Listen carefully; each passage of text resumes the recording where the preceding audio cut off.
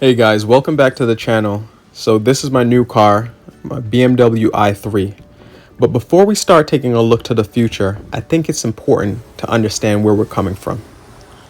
You know, there's much more in common between these two cars than might seem obvious. So this car is a 1986 BMW 325e. Here we have the BMW i3 with e-drive, as they say. It's the E that stands out though. When this car came out, we were in the middle of the 1980s gas crisis, and the E in this one quite literally stood for efficiency, or E. Some people call it the ETA, the Greek letter for E. So this car, it came out with a 2.7 liter engine, pretty low rev ring. RPM was limited to 4,500 RPM. Now this model, it's been modified a little bit. So one common modification is by putting the 325i head on it. So in stock form, this car came with 120 horsepower, but 170 pound-feet of torque.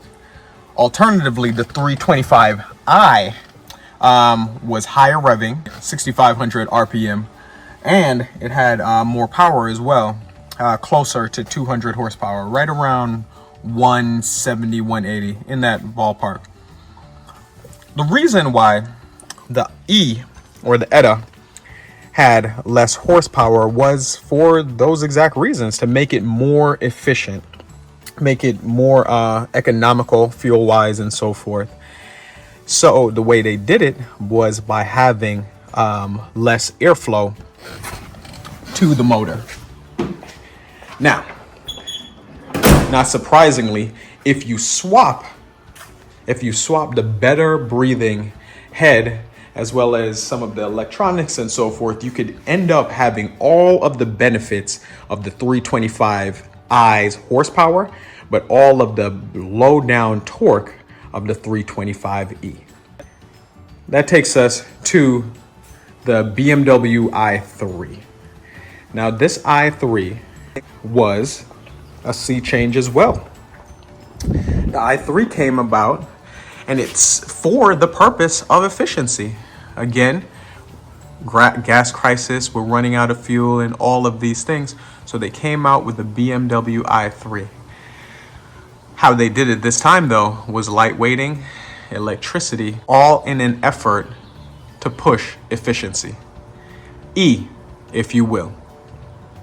Taken further, they even call the new system e-drive. Funny enough, harkening back to the original focus on efficiency. So while BMW has come to be known for their motorsport heritage, and for good reason, efficiency was always a part of the equation as well. Past is, in fact, prelude. Thanks for taking a watch, guys. Until next time, drive safely.